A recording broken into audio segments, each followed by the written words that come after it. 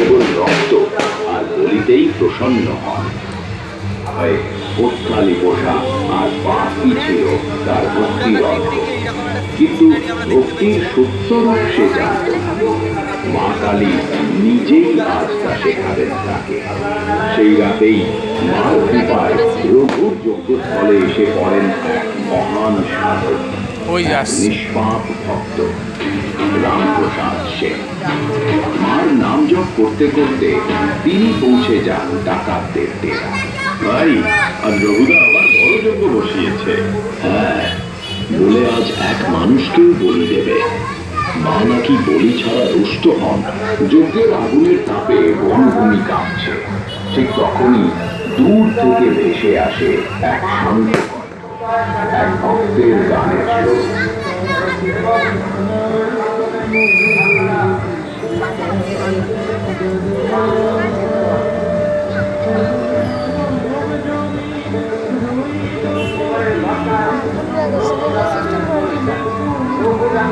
কে ওখানে? বনপথে কে গান গাইছে? রঘুর দলের দুই ডাকাত ছুটে গেল শব্দের উৎসের দিকে। সেখানে গিয়ে তারা দেখতে পায় সাধক রামপ্রসাদকে এবং তাকে ধরে নিয়ে যায় রঘুর ডেরার দিকে। সর্দার, এক লোক ধরা পড়েছে, গায়ে সাধুর পোশাক। সাধু সন্ন্যাসী, আমার চোখে কে তুই রে? আমি রামপ্রসাদ। মা কালী মায়ের নাম জপ করতে করতে পথ হারিয়েছি। মা কালী মায়ের ভক্ত, তবে মা তোকে পাঠিয়েছেন আমার যজ্ঞে বলি হতে। মা কালী ভক্তের রক্ত চান না রঘু, চান ভক্তির অর্পণ। চুপ, মা রক্তেই প্রসন্ন হন। খুঁজে দেখ কি আছে ওর কাছে। কিচ্ছু নেই দাদা, একটাও মুদ্রা না। তাহলে আজ তোর প্রাণটাই হবে আমার মার নৈবেদ্য। যা তোমার ইচ্ছা তাই হোক, মা কালী আমার রক্ষা করবেন। রঘুর ক্রোধে আগুন জ্বলে উঠল। যজ্ঞের আগুনে মৃত্যুর ছায়া নামছে। তবুও রামপ্রসাদ শান্ত, অবিচল, যেন জানেন মা কালী তাকে একা ছেড়ে দেবেন না।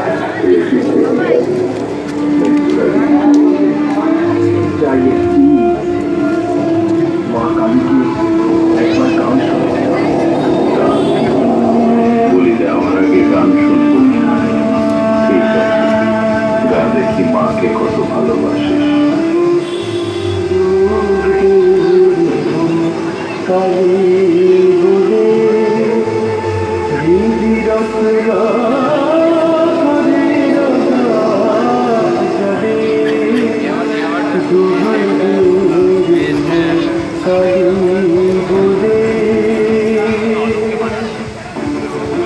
সেই গানের সুরে কেঁপে উঠল যজ্ঞের আগুন।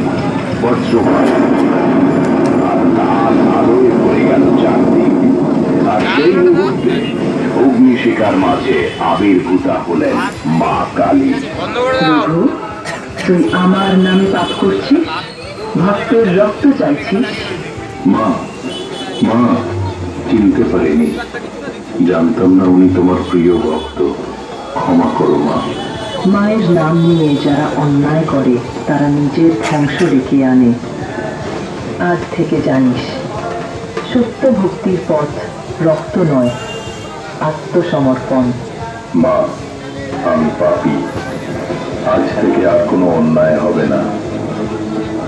যে সাধু মার নাম জপ করে তাকে আমি রক্ষা করব। উঠে দাঁড়া রঘু, আজ তুই পাপ মুক্ত। ভয়ে নয়, ভালোবাসায় ও ভক্তিতে আমায় খুঁজে নে। মা কালী অদৃশ্য হলেন। আলো ম্লান হয়ে এলো আর রঘুর চোখে ফুটল এক নতুন আলো, ভক্তির আলো। দেখলে রঘু, মা কালী করুণাময়ী।